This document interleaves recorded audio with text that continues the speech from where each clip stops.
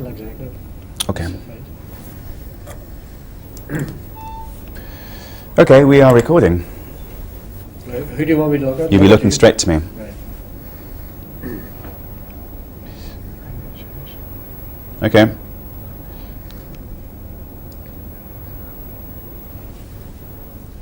Well, one of the leading figures in the Northern Ireland peace process is Sinn Féin's lead negotiator, Martin McGuinness. He joins me now in the studio. 1 year of relative peace, but the negotiations are deadlocked over the IRA's decision not to make any kind of gesture in giving up any of its weapons. Why not make that gesture to give peace a chance of succeeding? Well, I think it's important that people understand that the reason there is deadlock at the moment isn't because of the refusal of the IRA to surrender to the British government, but it's because of the refusal of the British government to move towards all-party peace talks. In the course of the last year, the Irish Prime Minister John Bruton has had the ability at any time during that year to bring all the political parties on the national side to the negotiating table.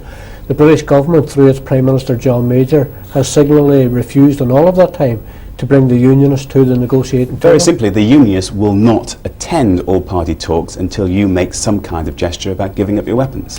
Well, we haven't got weapons. Sinn Fein is a democratic political party, totally committed to peaceful means of moving forward. It's important that people understand that.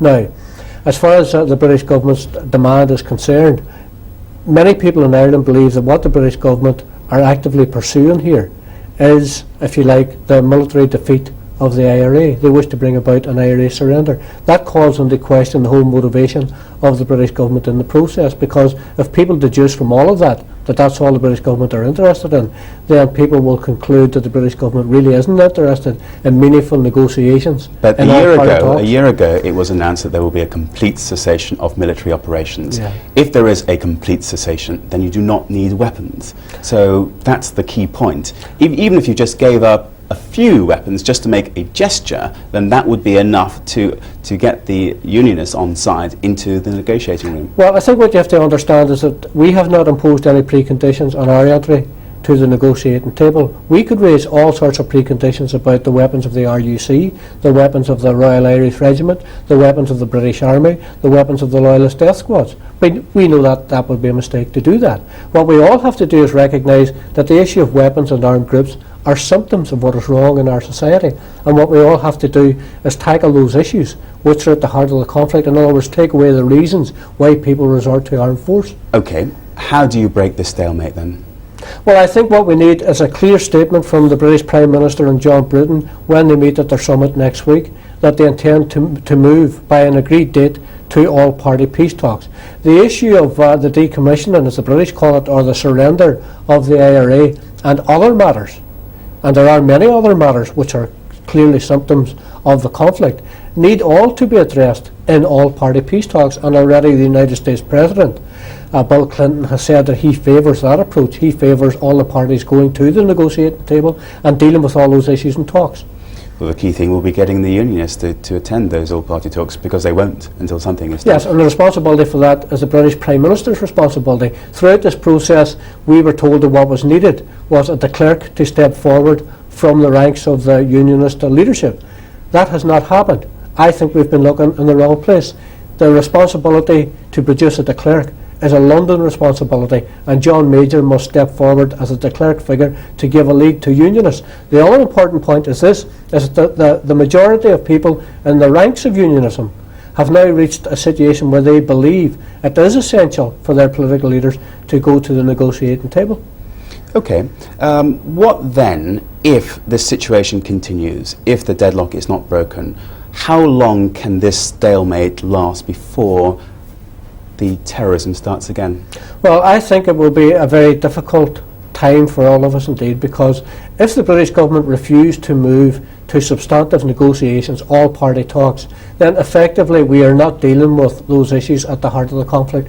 Irish history has always shown, over 800 years, that if we fail to deal effectively with the causes of the conflict and remove them, then the potential for further conflict will be there. Sinn Fein is actively trying to avert that situation. Now, see, that sounds like a veiled threat. Unless we have talks soon, the bombing will start again. No, I would hasten to add that it is not a threat, but it is a fact of Irish history which has been shown to to work repeatedly over the course of recent centuries, and even over the course of the last 75 years since Ireland was partitioned. In every decade we have had outbreaks of conflict within our society. What we want us to do is to move comprehensively to resolve all of that.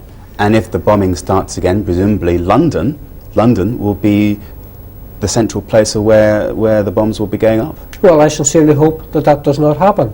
I hope that we all have the ability, between us all, to recognise that we have a wonderful opportunity before us.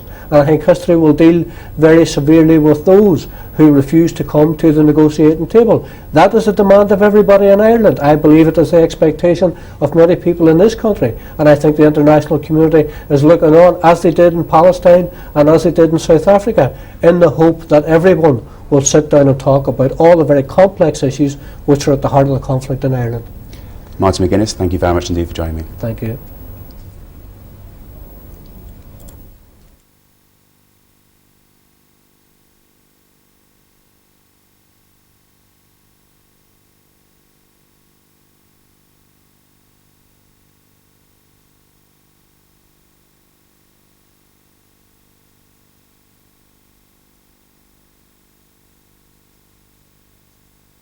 In, well, two major ones.